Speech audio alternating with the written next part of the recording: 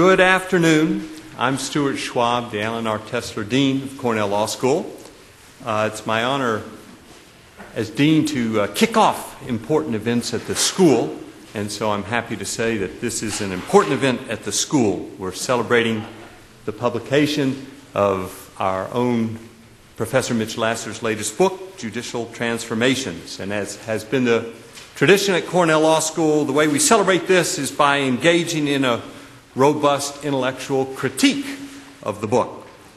We've asked an esteemed panel to comment, which will be followed by a response from Mitch and then audience Q&A. Our panel today will be moderated by Professor Claire Germain, the Edward Cornell Law Librarian and Professor of Law, who has the microphone for the audience. So it's my pleasure to introduce our panelists, but let me first introduce our book author. Mitch is the Jack G. Clark Professor of Law and Director of Graduate Studies here at the Law School. He co-directs the Cornell Summer Institute of International and Comparative Law in Paris. Working backwards on his resume, he got his undergraduate degree from Yale College. He then went over to Harvard Law School. He then went back to Yale to get a master's in French literature, followed by a PhD in comparative literature. Formerly a chaired professor at the University of Utah. Mitch has been a visiting professor at Yale Law School, NYU Law School, Sciences Po, and the University of Paris I in Paris, University at Geneva, at Lausanne in Switzerland, European University Institute in Florence. Articles have appeared, Harvard Law Review, Yale Law Journal, Cornell Law Review, among others. His first book was published by Oxford University Press in 2004, entitled Judicial Deliberations. Paperback copy actually just out this year, so it's had some staying power. But today we're celebrating his second book, Judicial Transformation, The Rights Revolution in the Courts of Europe. I'd like to preview our four panelists. Our first panelist is Justice Guy Canivet, he of the Conseil Constitutionnel, France's Constitutional Council, in my self-translation of my French. Prior to his appointment to this court, Justice Canivet was the first president of the Cour de Cassation, the French Supreme Court for civil and criminal matters. Well-known specialist of European Union and French competition laws, author of numerous articles and books, and we're especially delighted that he's been able to come across the pond to join us at this important celebration today. We will next hear from Professor Jucelino Karis, who's a professor at Syracuse University College of Law. He got his LLB from the University of Brazil, then a master's degree and a PhD from the University of Tennessee, where he's a Fulbright scholar. And then I must emphasize the next part of his resume a bit more, his JD degree here at Cornell Law School, so we're very proud to call him an alumnus of the school. Last year, he was selected as the first Cornell Fellow on U.S. and comparative law in France, where he clerked for the Honorable Jean-Louis Debré, Chief Justice of the French Constitutional Court. That year, he also served as a visiting professor of law at École Normale Supérieure in Paris. Our third speaker will be our very own Michael Dorf, the Robert S. Stevens Professor of Law at Cornell Law School. Numerous law review articles on constitutional law, related subjects. His next book, I'm told, Principles and Theory of American Constitutional Law, will be out next year, so perhaps we'll be celebrating that book in a similar form a year from now. And then our final speaker will be Professor Alec Stone-Sweet, the Leitner Professor of International Law, Politics, and International Studies at Yale Law School, author of numerous books and articles in comparative and international politics, comparative international law, European integration. So we've got a terrific panel. I won't take up any more time, but call on Justice Canivet to open the proceedings. Thank you very much.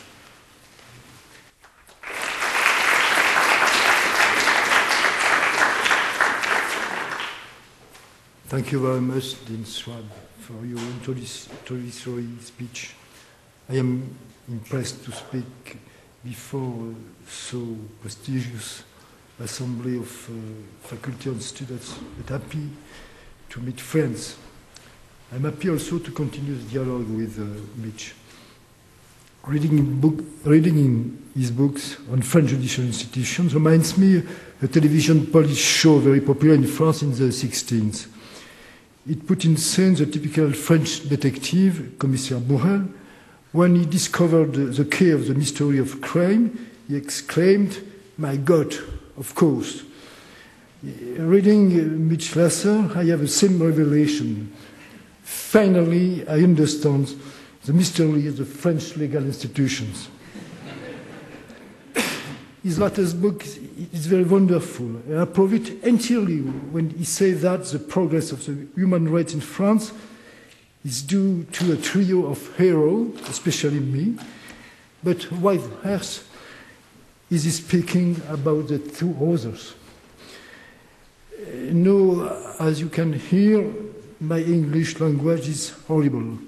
It's better for you that I continue in French. You have a translation of my speech made by a student, Kaina Selmouni. It is much better than I can say even in French. Thank you, Kaina, for this translation. This text is a personal opinion in the context of this academic discussion. Le livre de Mitchel Lasser s'achève sur une interrogation. Il se demande quel sera l'impact de la réforme constitutionnelle du 23 juillet 2008 qui institue une procédure contentieuse de contrôle de la conformité de la loi à la Constitution sur ce qu'il analyse comme la révolution des droits fondamentaux. Et c'est à partir de son questionnement que je voudrais poursuivre sa réflexion en apportant quelques éléments tirés des publications qui se sont produites entre le vote de cette réforme constitutionnelle au mois de juillet 2008 et l'adoption en cours de la loi organique qui doit mettre en œuvre cette réforme.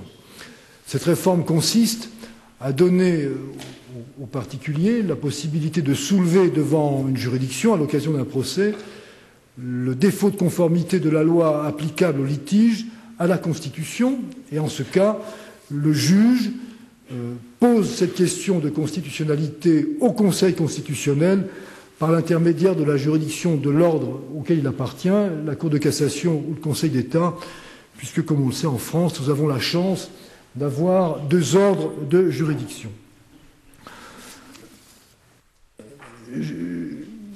Je voudrais rapidement examiner donc l'incidence de cette réforme dans une dialectique qui oppose révolution à réaction. À mon sens, comme l'indique Mitchel Lasser, l'évolution de la mise en œuvre des droits fondamentaux en France est une révolution en ce qu'elle subvertit notre modèle juridique, spécialement caractérisé par la souveraineté et l'incontestabilité de la loi. La réforme de 2008 est, à mon sens, à la fois l'aboutissement et la fin de ce processus largement inspiré du droit européen.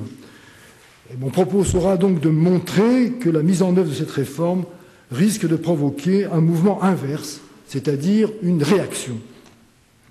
Je passe sur les contextes et les manifestations de cette révolution juridictionnelle, parfaitement analysée par Mitch, pour en arriver en 5 points à l'état actuel de la mise en œuvre des droits fondamentaux en France. Premier point, le Conseil constitutionnel procède à un contrôle préalable et abstrait de la conformité de la loi aux droits fondamentaux à valeur constitutionnelle. Ces droits fondamentaux sont la Déclaration des droits de l'homme de 1789 et le préambule de la Constitution de 1946.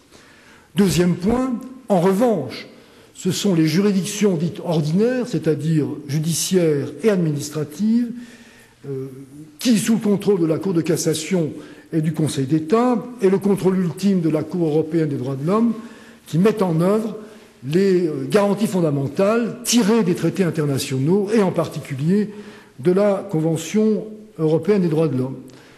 mais aussi des principes généraux du droit communautaire et, à terme très proche, lorsque le traité de Lisbonne sera mis en œuvre, de la Charte européenne des droits fondamentaux. Troisième point, progressivement, les juridictions qui appliquent ces droits fondamentaux de source internationale ont appliqué les mêmes méthodes aux droits fondamentaux de source constitutionnelle, c'est-à-dire qu'ils fondent leurs décisions sur ces droits de source constitutionnelle et que lorsque la loi applicable est contraire à la Constitution, ils ont inventé des méthodes assez subtiles pour éviter d'appliquer une loi contraire à la Constitution. Quatrième point, il n'y a pas en réalité, comme on pourrait le penser, un contrôle centralisé de l'application des droits fondamentaux en France. Les arrêts du Conseil d'État et de la Cour de cassation ne sont pas contrôlés par le Conseil constitutionnel. Il s'agit de trois institutions totalement différentes qui n'ont aucune connexion entre elles.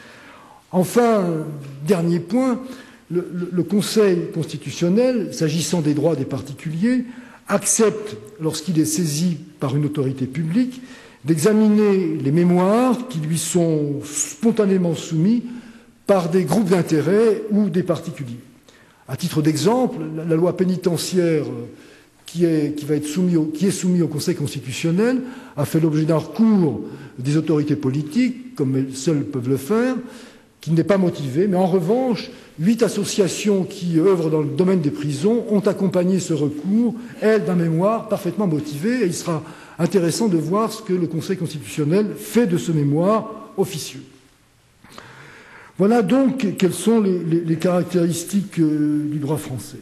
Et ce qu'on peut dire, c'est qu'en cet état, la réforme constitutionnelle n'apporte pas de grands progrès, en tout cas des progrès qui ne sont que relatifs.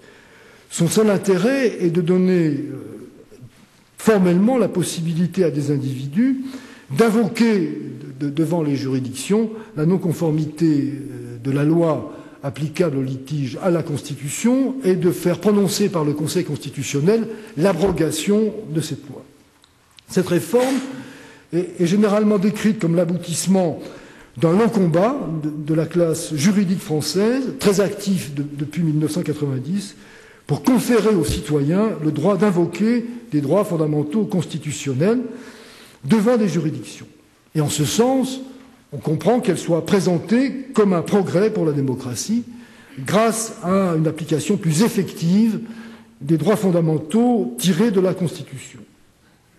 Mais, comme je le disais tout à l'heure, les discussions relatives à la mise en œuvre de cette réforme constitutionnelle remettent en question cette appréciation favorable, à tel point qu'on peut se demander si la loi en cours de discussion n'est pas en recul, en contre-courant de cette progression des droits fondamentaux essentiellement construite à partir des sources européennes.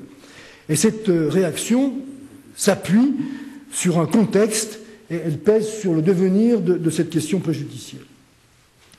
L'introduction de la procédure de question préjudicielle de constitutionnalité intervient en effet dans ce que j'appelle un contexte de recul des droits fondamentaux de source européenne. En Europe, et tout particulièrement en France, se développe depuis quelques années une hostilité croissante à la jurisprudence de la Cour européenne des droits de l'homme.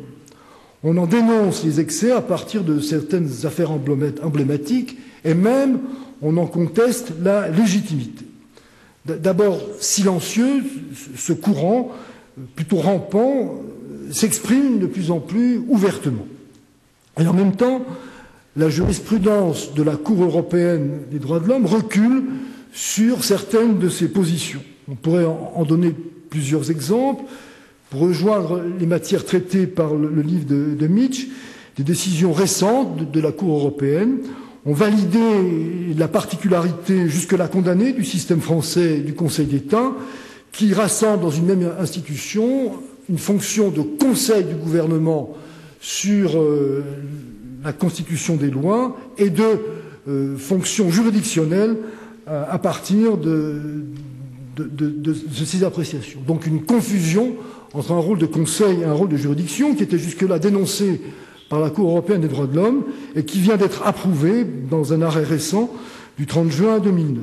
Et de la même manière a été réglé tout par une décision, à mon avis, à contre-courant aussi de la jurisprudence antérieure, la fameuse question de la présence du commissaire du gouvernement, qu'on appelle maintenant le rapporteur public, dans les délibérés du Conseil constitutionnel. Et pour bien marquer la rupture, dans ces deux cas, la Cour européenne des droits de l'homme a statué par des décisions d'irrecevabilité, ce qui démontre bien que, dans son esprit, ces questions-là, qui ont fait l'objet d'une polémique depuis 10 ans, ne sont plus discutables. Et en même temps, s'agissant cette fois des juridictions françaises, le Conseil constitutionnel, aussi bien que le Conseil d'État et la Cour de cassation, affirment contre les droits fondamentaux de source européens ce que nous appelons l'identité constitutionnelle de la France. Tout d'abord, des décisions du Conseil d'État et de la Cour de cassation ont posé en principe, contre la jurisprudence de la Cour de justice des communautés européennes, que dans l'ordre interne, la Constitution prime sur le droit européen. C'est une grande question en droit européen. La jurisprudence communautaire dit que, et c'est logique dans la construction communautaire, que le droit communautaire prime sur tous les droits nationaux. Eh bien, nous avons jugé l'inverse en ce qui concerne la Constitution. Deuxième position jurisprudentielle, le principe de la suprématie de la Constitution sur le droit conventionnel, c'est-à-dire la Convention européenne des droits de l'homme, a été également affirmé dans 2 décisions récentes du Conseil constitutionnel, des décisions sur les traités européens, la première sur le traité portant Constitution européenne et la seconde sur le traité de Lisbonne. Et le Conseil constitutionnel a affirmé 2 fois de suite la Constitution est au sommet de l'ordre juridique français. On comprend bien que la construction européenne n'est pas une fédération, puisque la Constitution des États primerait sur ce que l'on peut appeler un droit fédéral.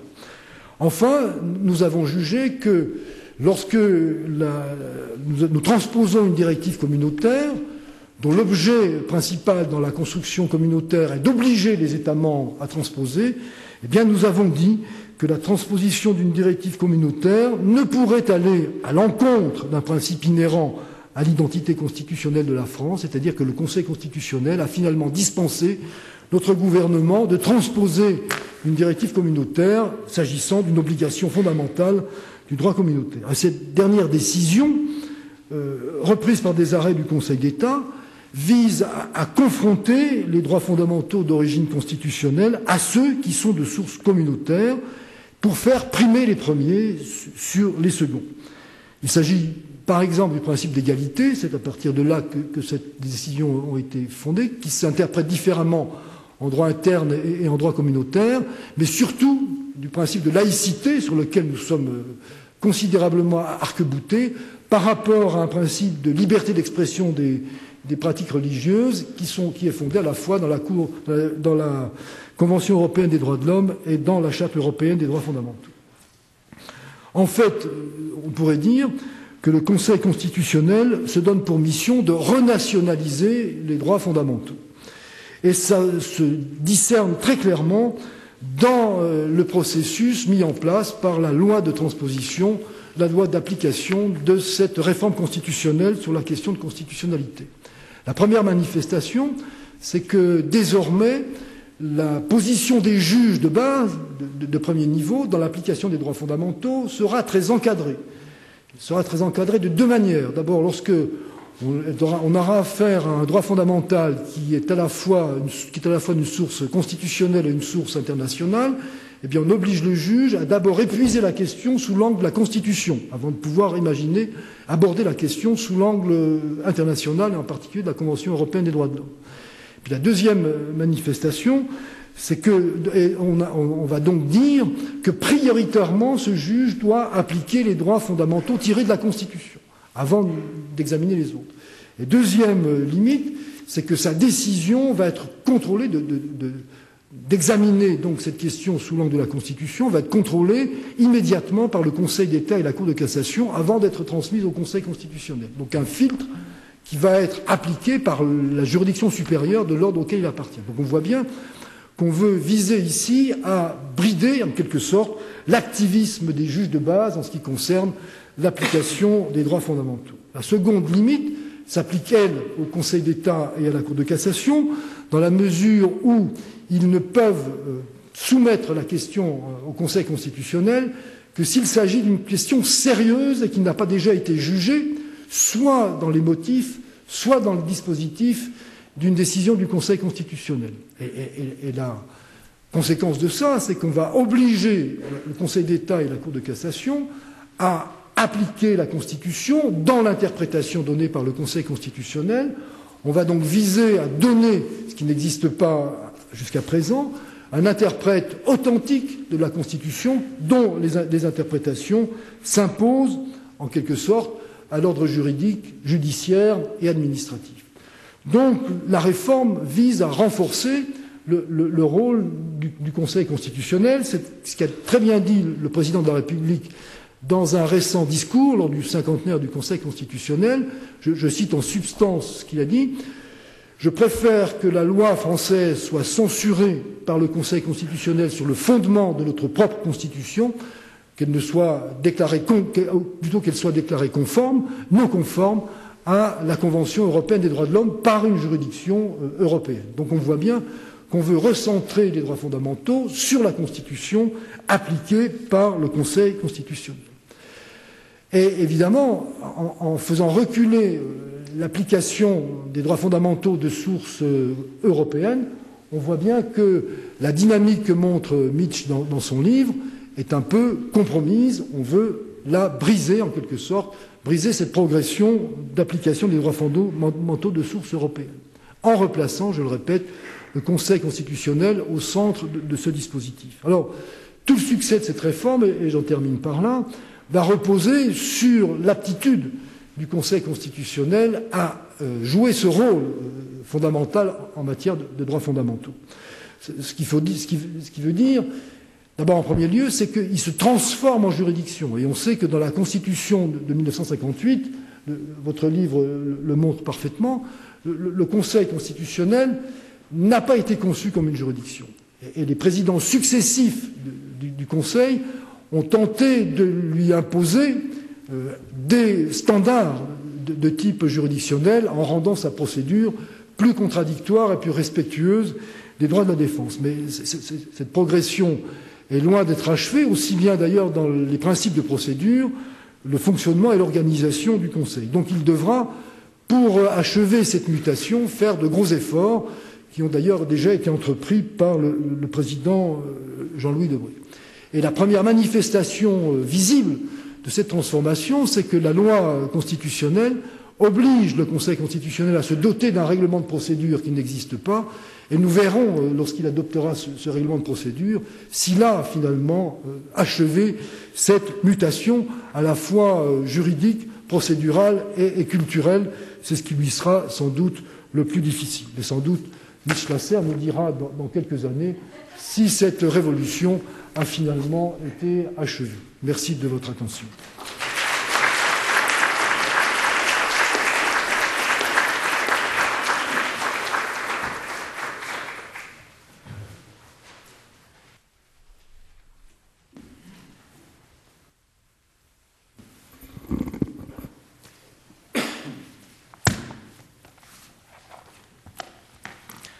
Good afternoon, Justice Guy Canivet, Dean Stewart Schwab, Professors Mitchel Lasser, Michael Dorf, Alec Stone, other Cornell Law School deans and professors in attendance, distinguished guests and students.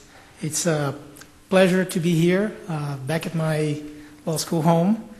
After a year away, representing this university and with great pride, and being able to comment on and to celebrate on Professor Lasser's new book on judicial transformations currently occurring in Europe.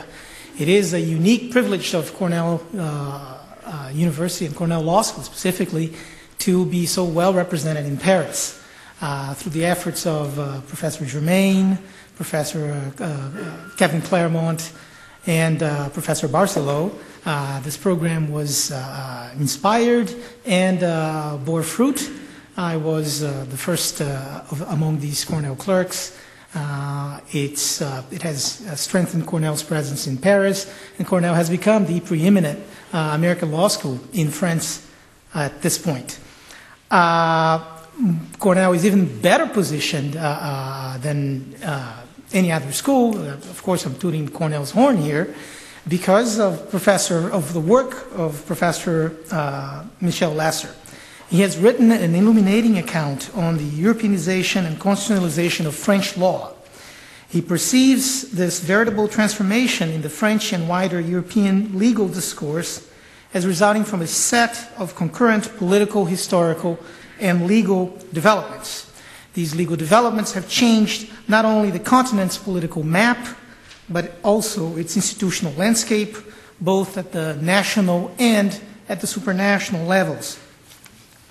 At the risk of engaging in gross oversimplification of Professor Lasser's argument, the combined vectors of European Union, political, economic, social integration, and domestic political evolution, though far from always being occurring in a coinciding directions, they're not orthogonal either, they have produced a resulting force that in the realm of law and judicial decision-making has caused the judicial discourse to shift away from its traditional public order and legality to a focus on individual fundamental rights. So this realignment of the focus, I think, is Professor Lasser's unique contribution in the literature, and a cause of great pride for Cornell University, Cornell Law School.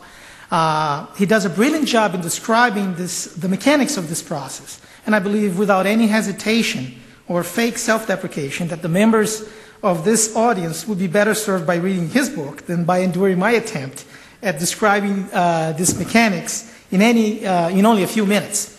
Still, I must say a few words about these fascinating developments and Lasser's account of them, if only to set the appropriate context for the questions that follow.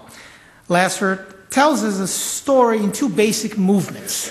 In the first, he presents a compelling account of how European supranational courts, the European Court of Justice and the European Court of Human Rights, European's own version of the French bifurcated court system, have pressured the French judicial and administrative supreme courts, namely the Cour de Cassation and the Conseil d'État, to adapt to a new mode of litigation, that being the litigation of individual rights, of individual fundamental rights.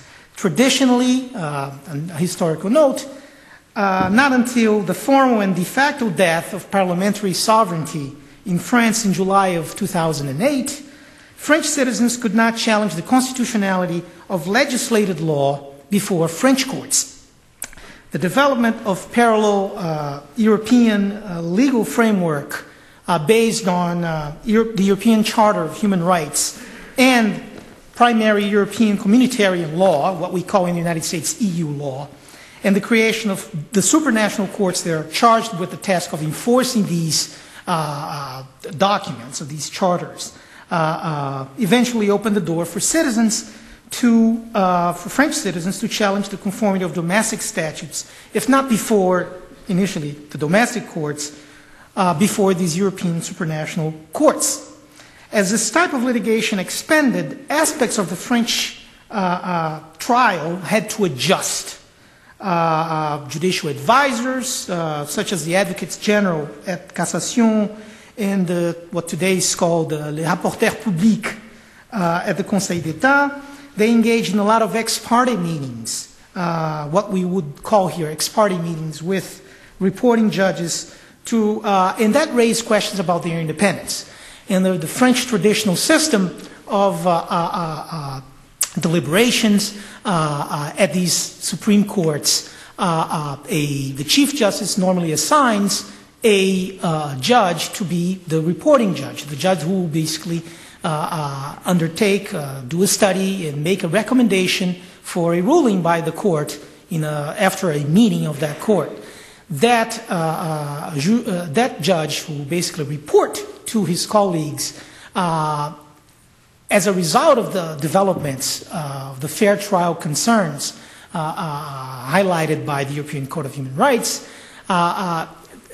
The system, the interactions between this reporting judge and these judicial advisors. That's I would say the best way of talking about these advocates general and the rapporteur public working before these French high courts.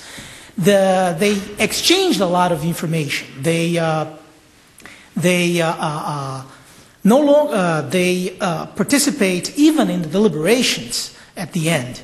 And of course, their role traditionally is basically to uphold the public order and legality, to ensure that under the traditional Republican, French Republican notion of justice, that the regime of the law is respected and the law as a product of general will basically gets applied without necessarily having,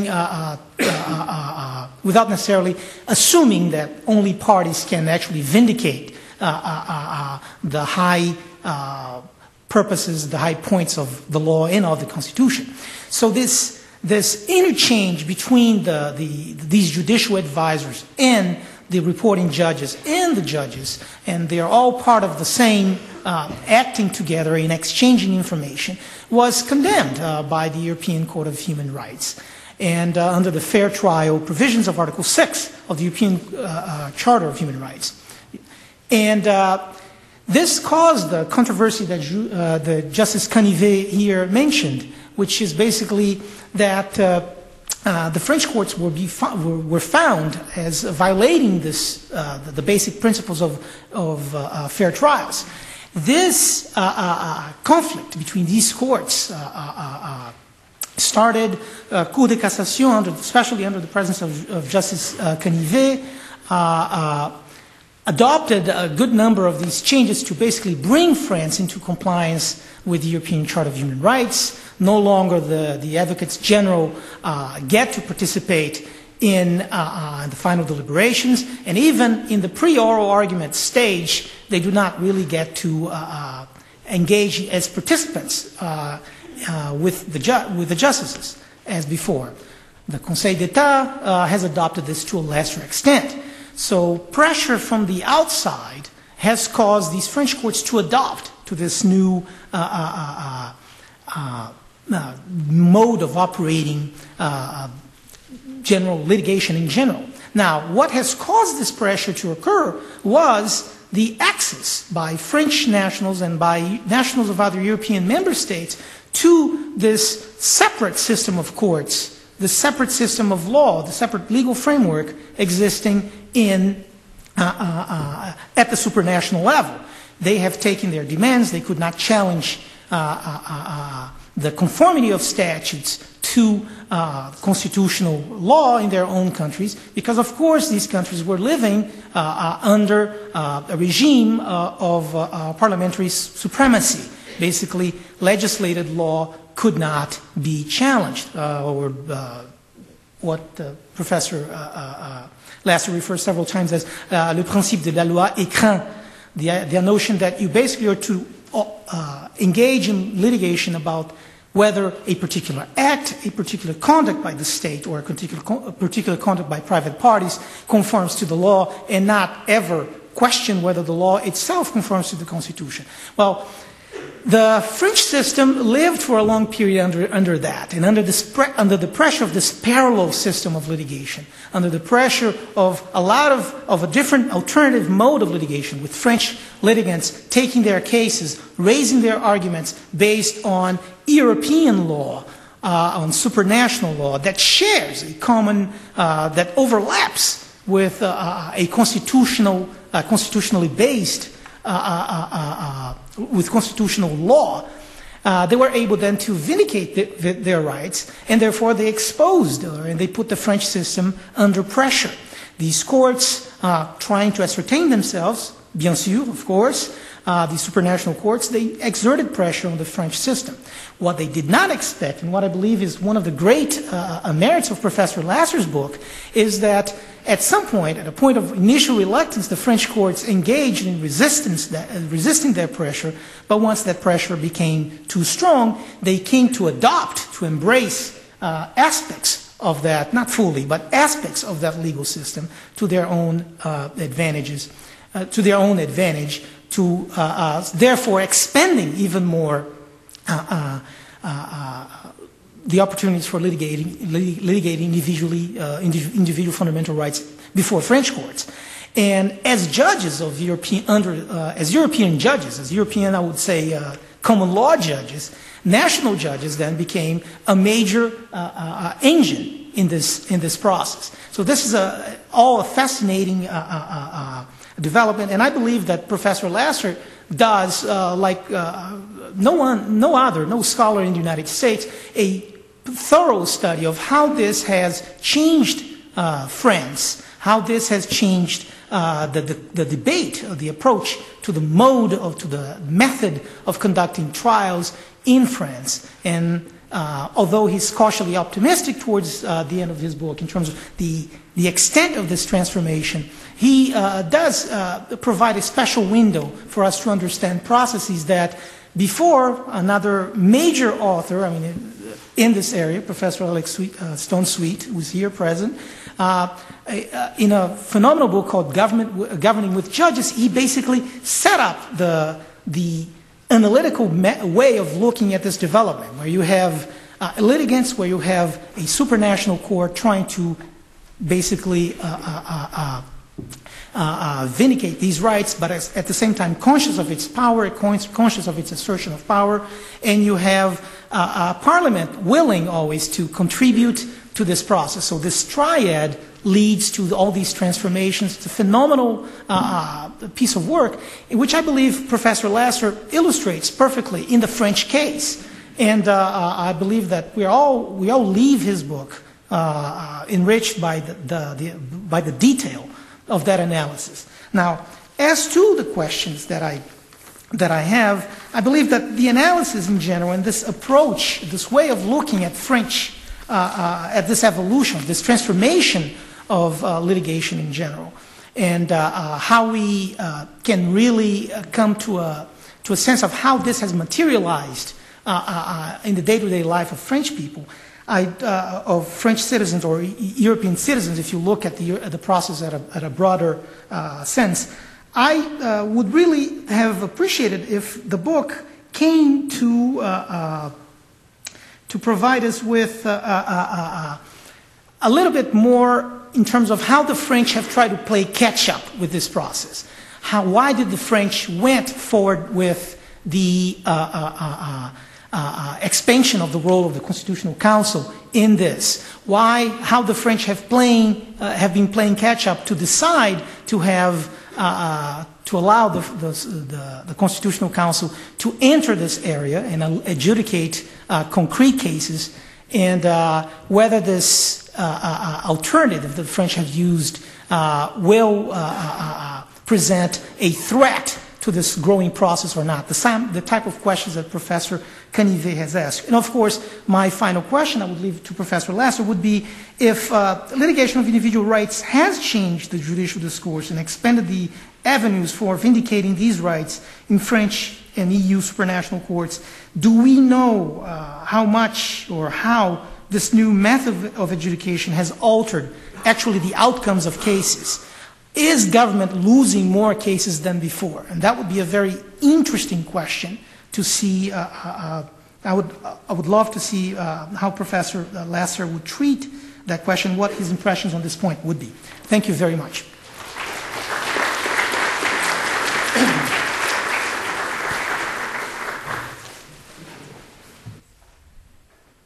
Bonjour, je suis Canivet, je parle français terriblement. D'accord, je parle anglais. Good afternoon. It's a pleasure to be part of this panel. I think what I'm going to do is I just want to begin with a flashback I had to my 8th grade French class when I was listening to Justice Canivet speak, and I was hearing the voice of my teacher, Madame Milton, and I thought I should be able to understand more of this. But it reminded me that the first time I went to Paris, I actually don't speak French all that well, but I have a very good French accent. So whenever I wanted to ask somebody something, I would think very, very carefully about what I wanted to say. I would formulate it in my head, and then I would ask. And they would be delighted. There's this look of delight. Finally, an American who understands. And then they give me some, very long answer, and I just sort of have no idea what they're talking about. But I would just smile and say, merci beaucoup, tout à l'heure. All right, and then off they go. So that is sort of the way most comparativists do comparative law. That is to say, it's a kind of dilettantism. All right, you pick up a case in translation. You don't really immerse yourself in the foreign legal system, just enough so that you can fake the accent. This book by Mitch is the opposite of that. That is to say, what he has done here is to really immerse himself in the French and the more broadly European legal systems so that he can give us insights working at the same level of depth in both his own and the foreign legal system. And that is the great challenge of comparative law. It's the challenge to avoid dilettantism or simply picking up the accent. The previous speakers, I think, have given you a good flavor of what the book is about. I'm going to take advantage of the fact that I'm batting third to skip over my points by way of summary. To raise some questions that I had reading the book that I think Mitch is himself fully aware of, and that are really open questions that the book raises. So, the first question is, what is driving the transformation of France from a sort of Rousseauian republic into a 21st century liberal democracy? And here I want to suggest three answers, all of which are gestured at by Mitch, but I don't think he settles on a single answer, nor is it necessarily correct there is a single answer. But here are three possibilities. One possibility is that the Americans got it right and the French got it wrong in the late 18th century. That life, liberty, and either the pursuit of happiness or property are better ideals for advanced democracies than liberté, égalité, fraternité. I don't think that Mitch seriously entertains that, and the book doesn't really say that. Although, if we don't put it as the Americans got it right, but rather that there is a version of advanced liberalism that has some features that the sort of Rousseauian model of the French Republic lacks, then I think he's attracted to that, and I think he thinks the Europeans, especially on the ECHR, and then the French within the judicial system, are also attracted to that.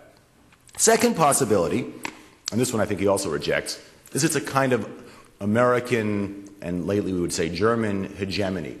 That I think is completely off the table because, the French would be enormously resistant to such a movement if they saw it as the acceptance of either American or German ideals.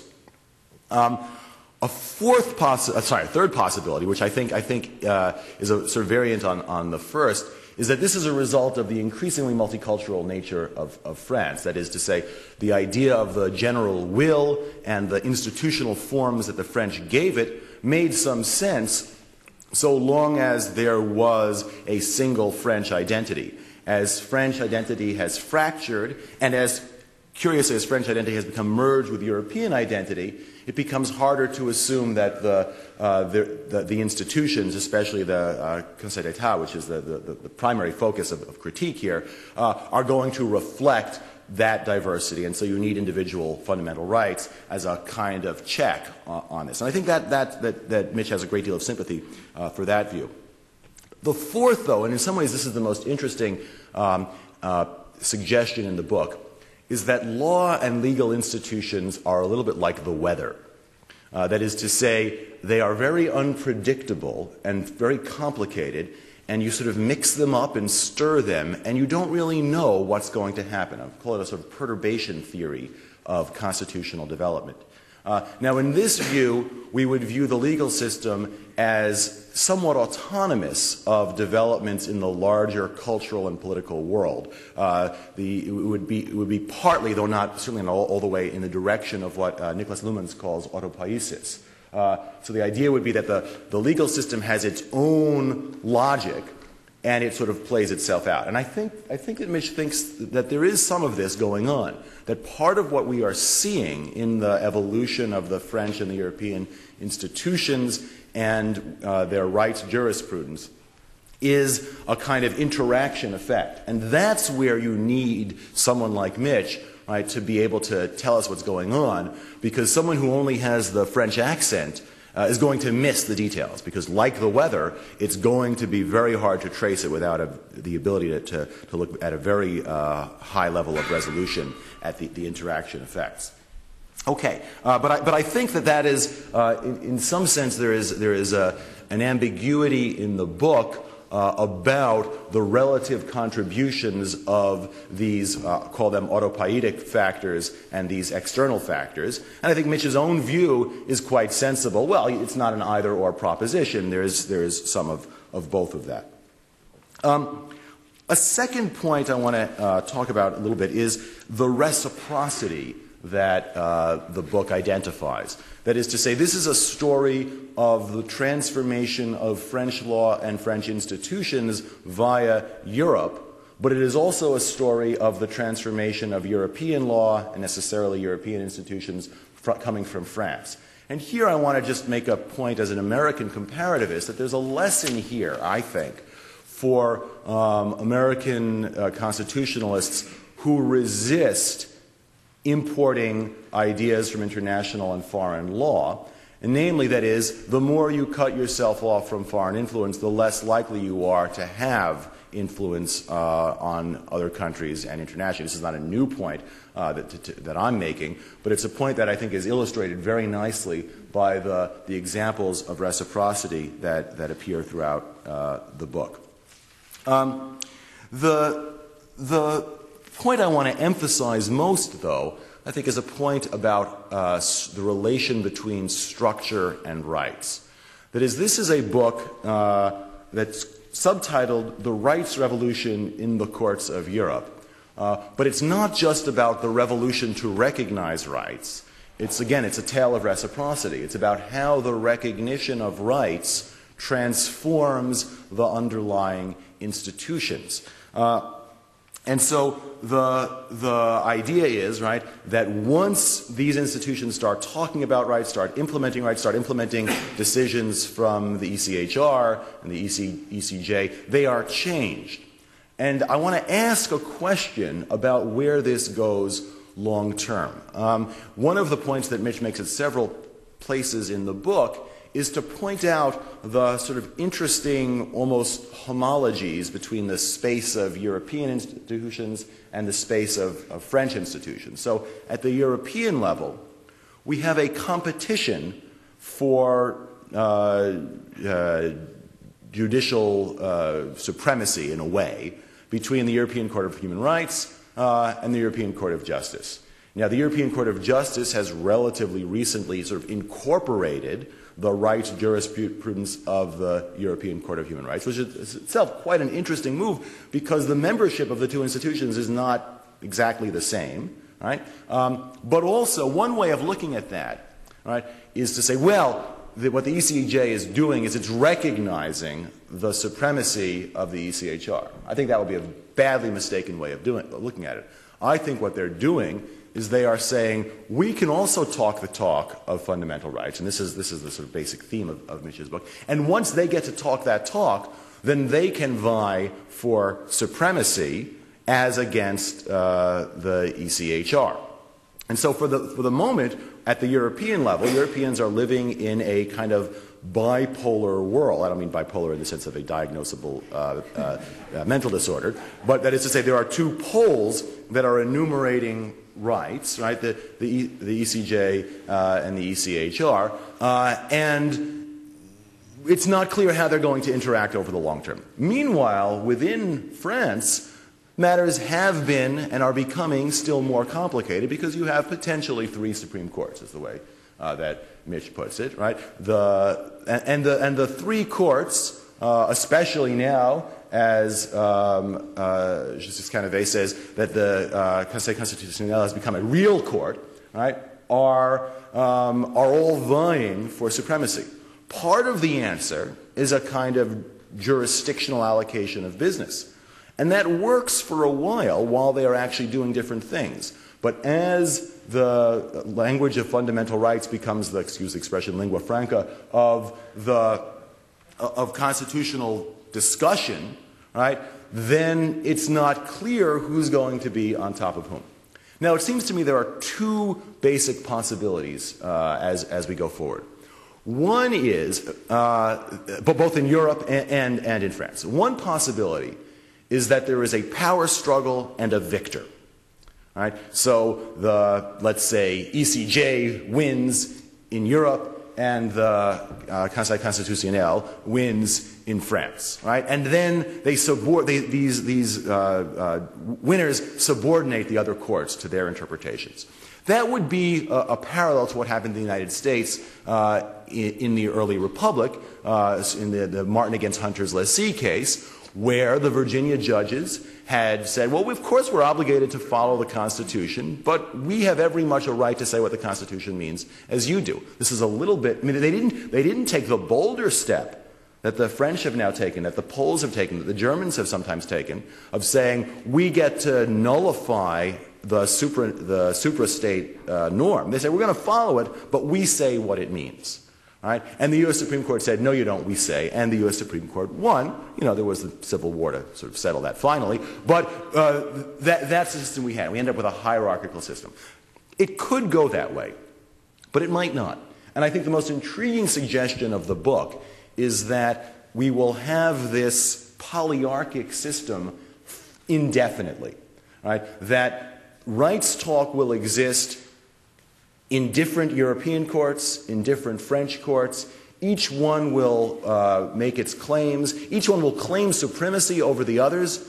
And the real work will have to be done after those decisions are made in seeing how to integrate. That, I think, is sort of the deep story of this book. It's a story of institutional pluralism.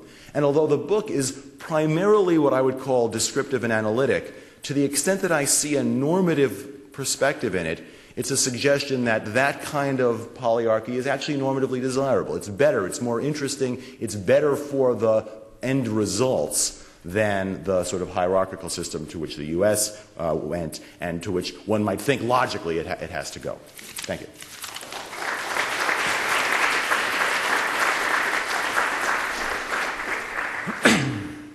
Well, it's a great pleasure to be here, and I think it's a wonderful tradition that you have to celebrate newly published books.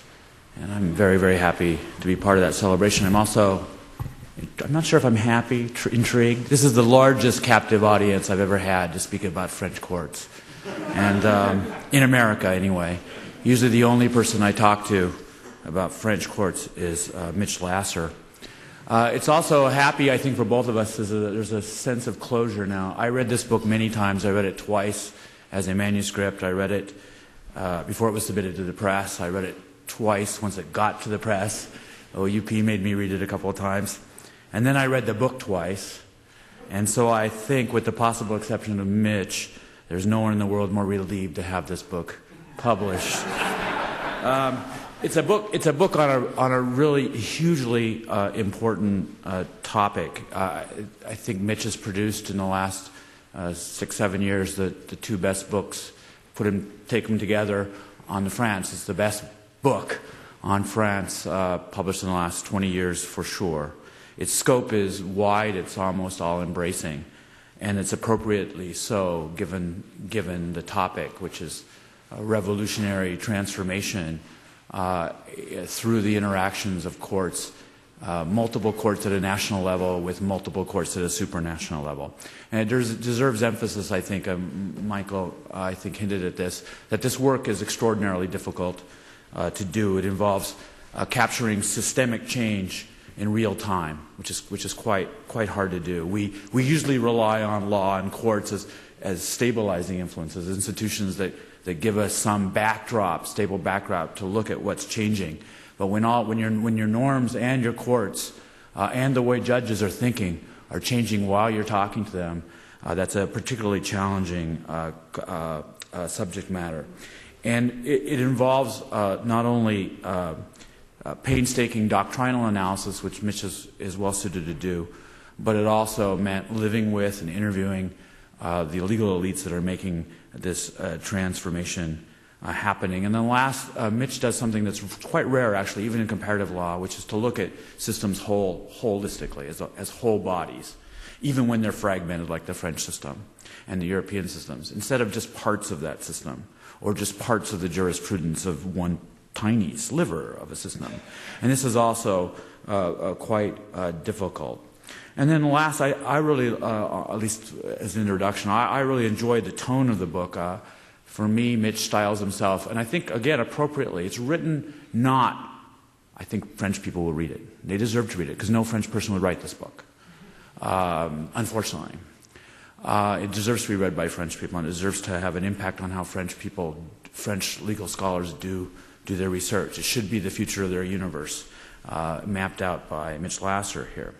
But even so, the audience seems to me are people like you, people who do some comparative work, people who have always been baffled, if not horrified, by the French system. So there's Mitch styles himself again appropriately and with a kind of lovely, gentle tone and very personable voice throughout, as your expert tour guide. You get out of your bus and you go with Virgil down into the multiple rungs of Gallic hell, and you get to see and try to understand what the hell is going on in France at a very, very, very important moment.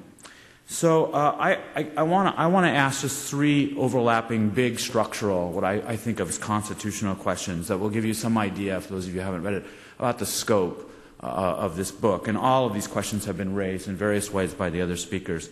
My first question concerns the European Convention of Human Rights, conceived, if we can, as a kind of shadow constitution, at least for the Conseil d'État and the Cour de Cassation, what I would call the Article 55 Constitution. Article 55 of the 1958 Constitution says, and I'm quoting, "Treaties shall prevail over acts of Parliament," close quote. And that seems straightforward. Yet with respect to the courts, and with respect to judicial review of statute, Article 55 was, for much of the Fifth Republic and for much of the last 2 centuries, trumped by a more powerful principle, that of separation of powers, the most important corollary of which is the prohibition of judicial review of statute. So within the judicial order, for much of the part of the Fifth Republic and for most of the last 2 centuries, Article 55, or provisions like it, had no effect on the prohibition of judicial review when it came to challenging the legality of statutes before the ordinary courts. Further, in a fateful decision of 1975, the Constitutional Council held that the Convention fell outside of its jurisdiction. At that time, the Council had enough to do because it was busy incorporating rights into the French Constitution through the preamble. It would probably have been a quite dangerous move to then said, "Oh, the Convention counts too."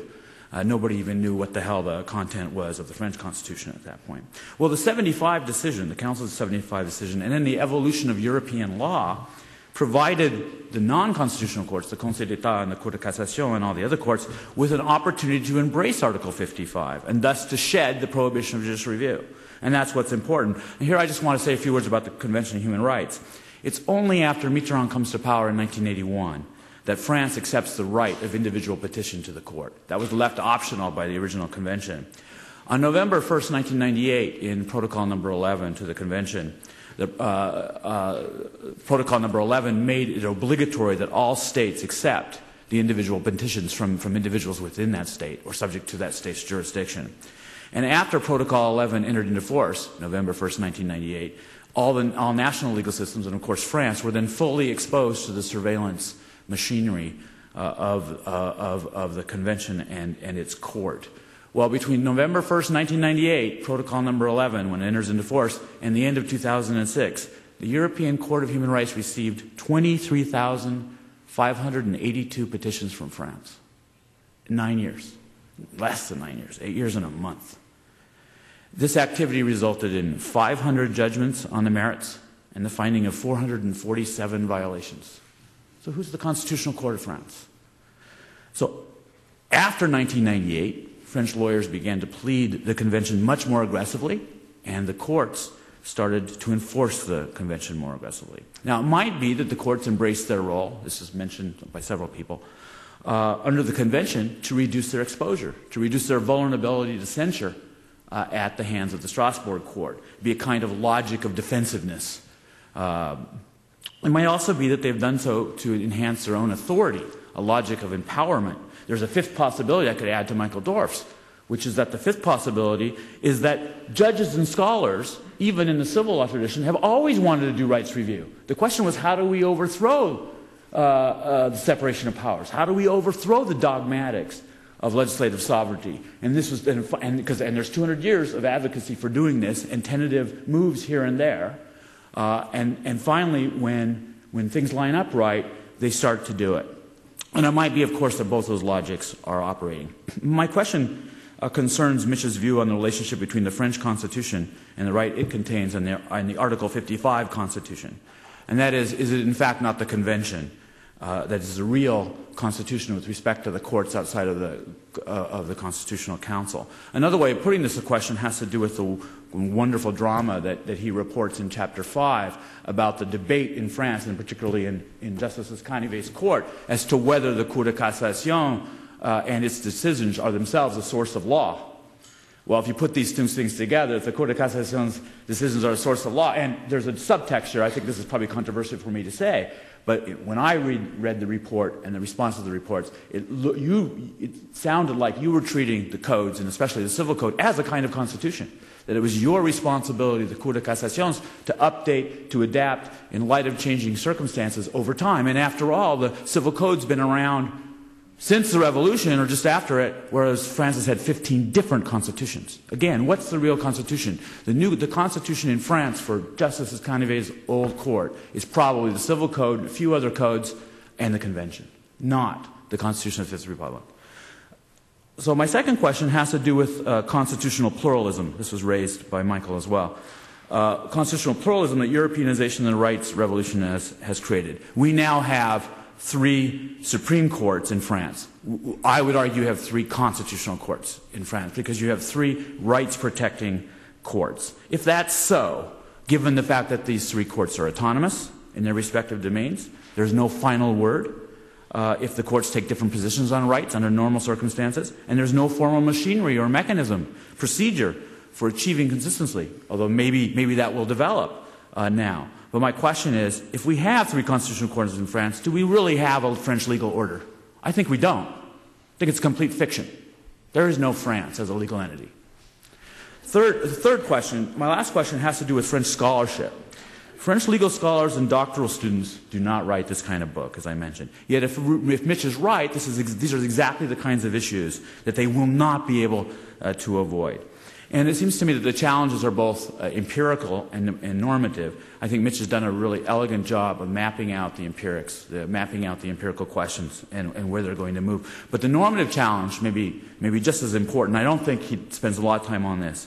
The transformation Mitch has described, which is real, has meant that the underlying theoretical construction of the legitimacy of the French legal order has been blown to bits. Okay? It rests on this general will, rests on this idealization of statute. It rests on French legislative sovereignty and so on. These foundations can't be reconstituted without being re-theorized. And re-theorizing means consigning them to the dustbin. It's over.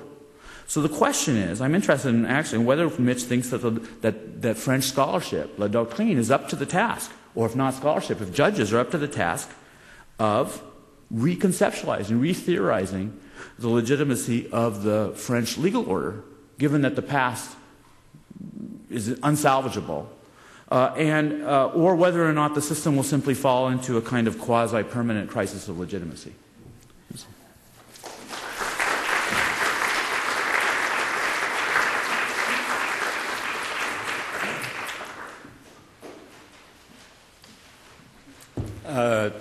So how's the sound quality on this? It sounded kind of fuzzy to me. It's all right?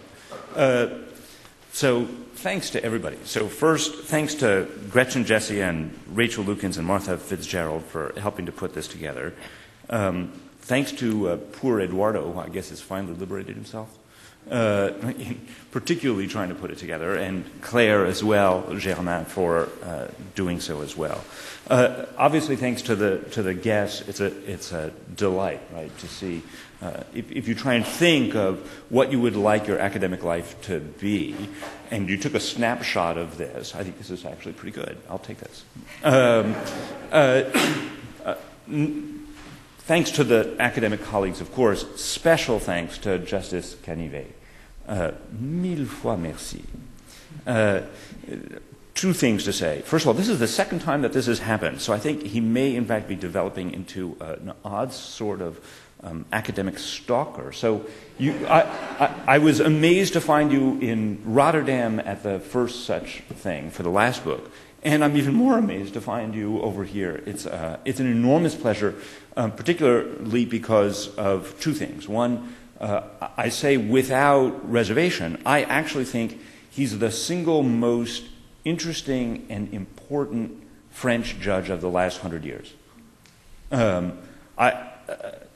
So it's not said by any means as flattery, to such an extent that Annalise told me something fun the other day, which was, Justice Canivet is coming, Justice Canivet is coming. You read about him in your stuff, he's like a character in a novel. And here he is. He's actually here. So it's true on both grounds. It's an enormous pleasure. Needless to say, it's impossible to answer the enormous questions that have been raised here. So I'm not even sure exactly how to proceed. Let me start this way by doing just a little bit of recounting of where the book comes from. So I was writing the first book. I was in the middle of writing it. And I was deep in. I was probably 3/4 of the way in when I suddenly became fully aware of a bunch of judgments that were being handed down by the European Court of Human Rights. And those judgments were intervening exactly in the turf that I considered my own. So my whole career was built on the kindness of strangers, and in particular on a precursor of yours, Justice Drey, and people who are now actually on the court, who gave me access to the internal workings of the Court of Cassation. And all of my early stuff was explaining what was going on in the procedure, the decision-making procedure of the Cour de Cassation. And I was now at the end of writing a whole book about it and comparing it to other judicial decision-making forms, when these judgments suddenly started coming down from Strasbourg that were condemning precisely what it was that I was describing. So at this point, I had a problem, right? So I decided to finish that book off as fast as I could in what I imagined to be a work of preservation anthropology or something, to give a proper description of something that I sensed was on the end of disappearing. Right? So it was almost a testament to something that struck me as dying. And at the same time, I was committed, it seemed to me, to trying to see through these changes. And I remember going into your office and talking to you. It was the first time I met you. And you were describing to me the changes that you were instituting at the court. And I remember coming out, walking down the stairs onto the street, meeting Jessica, my wife, and saying, I think he just gave me my next book. So here it is, the next book. Self-interested, he's the central character, in fact, in this book. So that's where the work comes from on the French side. At the same time, I was enormously interested in what was going on the European side. I had begun teaching European law, and it seemed pretty clear to me that there was an enormous lack in the studies that are done of European law, which was of taking insufficient notice of what's actually going on at the domestic plane. Right? And so either you had comparatists who were looking at the domestic plane, or you had Europeanists looking at what was going on at the European plane, and each might wave at the other. There was some vague consciousness that there was this other dimension, And it was really important to me to try and get a handle on how the European dimension and the domestic dimension were interfacing. And I found that to be an incredibly both exciting and complicated thing to do. And the book was an attempt to try and theorize that interaction in one way or another. Now, the explanations then are what all of you are trying to poke at, I think legitimately, because the conclusions are in fact real-time conclusions, as you were suggesting, Alec. And so to some extent there's a tentative quality to it, right? I'm trying to map it out and explain it. I'm not entirely sure what the deep structure actually is. I'm aware of different influences. I try and spell it out. I suggest what I think are important elements to it, but I don't actually feel like I have a handle on it. Now, over the course of time, maybe as a defense mechanism, I developed a further recul. I pulled back from it. And it seemed to me actually deeply important that it was impossible to figure out where the hell this was going and why, right? So there were different terms that were used for this, right? So you, Mike, you were talking about this in terms of law and institutions and the weather. So you're really insightful. So my wife is a science fiction novelist. And she was, in fact, finishing her second novel, and she was doing huge amounts of reading in complexity theory. And I was deeply influenced by her recounting. She's the one who's the physicist. So her recounting of complexity theory actually influenced strongly how I was thinking about this. I was also reading Alec, right? And Alec, in his own way, talks a great deal about unintended consequences, largely in the context of his own life and death struggles with Moravchik. And in that debate, I also found something very useful, which is, in fact, to some extent, there are forces here that are intellectual and social. I think it's absolutely the case that there is a growth in both the diversity and consciousness of the diversity and a certain feeling of responsibility towards the diversification of the French and European peoples, right? That's one element of it. But there are also all of these existing structures and forms that have little relation to that sort of sociological component. And I feel as if there is a certain dynamic involved where, given the existing institutional structure, if you lay over that the different political changes, it sets in motion a kind of dynamic over which no one in particular actually has control. And what's going on is a kind of interaction between different institutions that are interinstitutional interactions that produce grave consequences, grave meaning important, not bad, right? Grave consequences, but where no one is actually sitting down and figuring out why are we doing this, where are we going. It's a sort of piecemeal interinstitutional response, reaction, responses to reactions, reactional responses to the responses that tend to drive in certain directions. Right? So it's a radically untheorized progression. Now, Alec appropriately asks, well, okay, can someone actually theorize this progression and give it normative content and tell us where it ought to go? Yeah, sure, you could do that. Do I think the French academics are actually up to that? No, I don't. Do you? Do I think that American scholars are up to it? No, I don't. I think it's actually just way too complex, in fact. There's something going on here that actually surpasses in some important sense. So I don't know how you would like to handle this, Claire. We've got 11 minutes left. I can try to give specific answers to specific questions. I actually think it might be more pleasant to open it up to whoever might have questions and to any of us, right, to take advantage of this panel, which is an incredible panel, and ask questions to whomever. Okay, thanks. Any questions?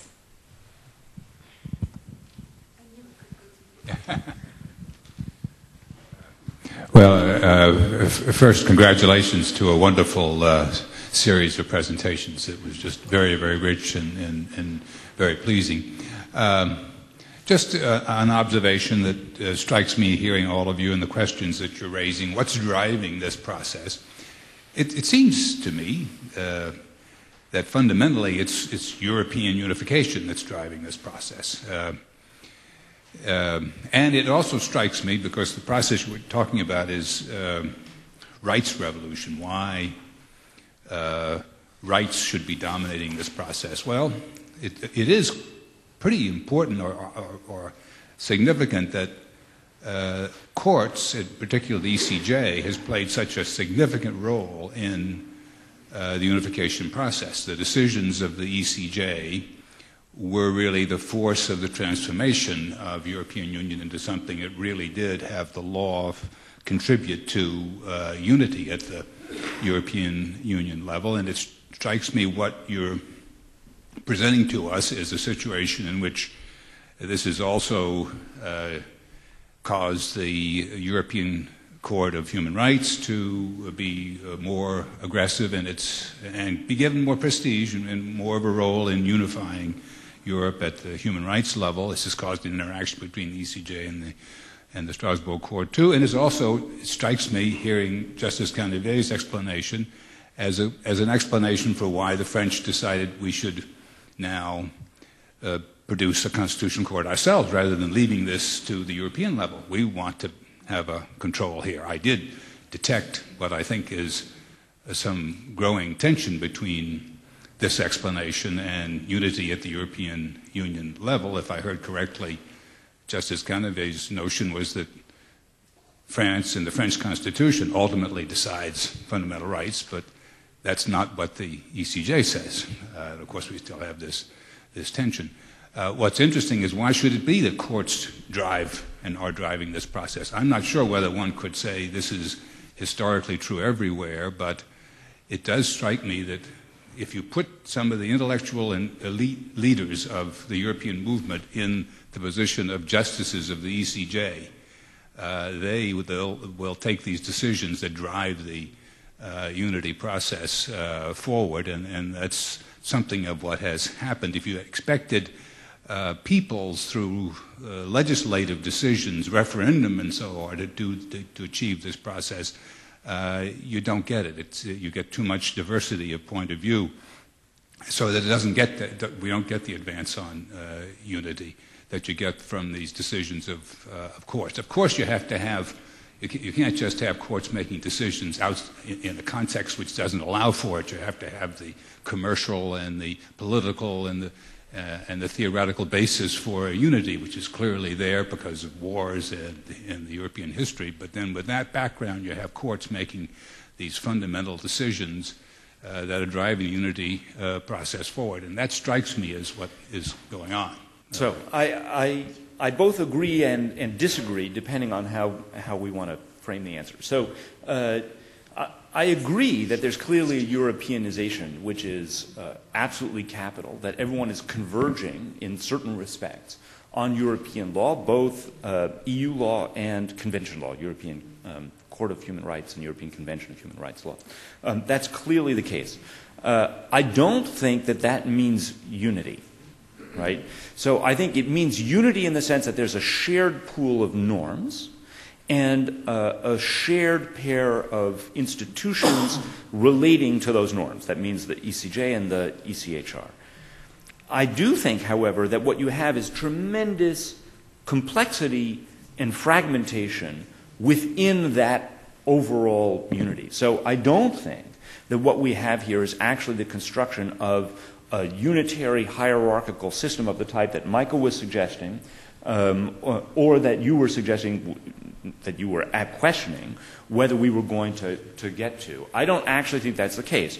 I think that the whole point here is that we have both the unity and the disunity. So unity, growing convergence on the discourse of fundamental rights, but precisely the kind of disunity that Justice Canivet was talking about. So there is a resistance. There is a defense mechanism, and there is also an institutional power dynamic that is driving the reaction on the domestic side relative to the European courts.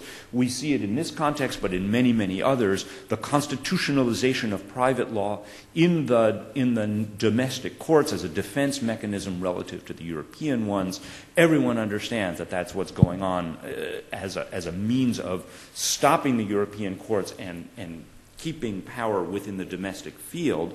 Justice Canivet is describing what's going on at the Constitutional Council, the construction of the Council, as a true court with doctrines relative to the Conseil d'État and the Court of Cassation, but recognize the language of the backlash. It's actually an amazing thing. The reaction is all in terms of constitutional fundamental rights. So at this point, what have we got? Have we got disunity or have we got unity? I think you've got both.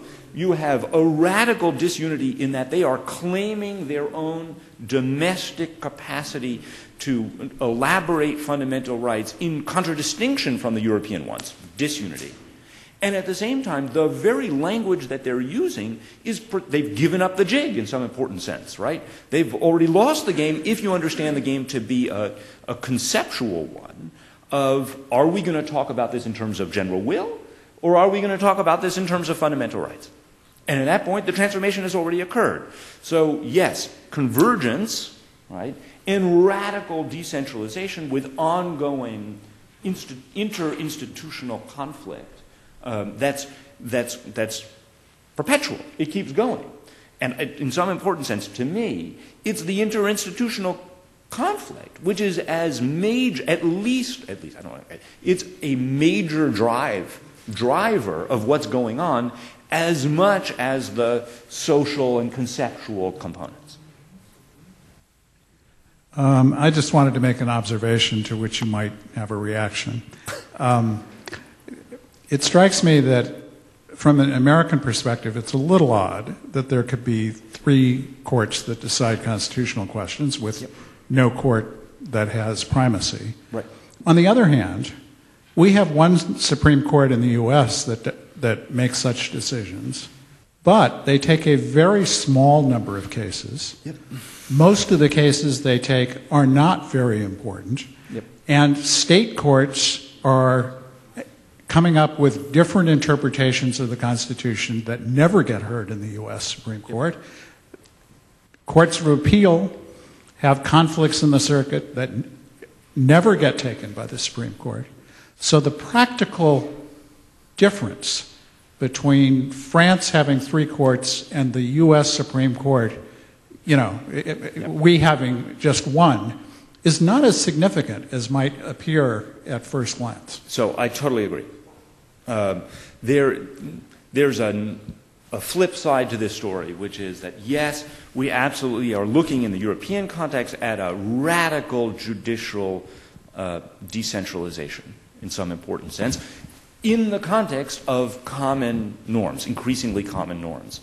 And I think it's totally legitimate to look at the flip side of that coin and say there's an awful lot more pluralism in judicial, normative, and otherwise in the United States than would be suggested if you were only looking at the United States Supreme Court. Obviously, if you look at 50 state Supreme Courts and compare it relative to 90 decisions or whatever the current number is decided by the U.S. Supreme Court in any given year, means they can only hit some tiny fraction. We could even go into circuit splits and the like, but certainly if you go into the state stuff, there is a major pluralism. I do think there is a certain difference, which is not inherent, but which is nonetheless important, which is the ideological component of this and the identity component of this.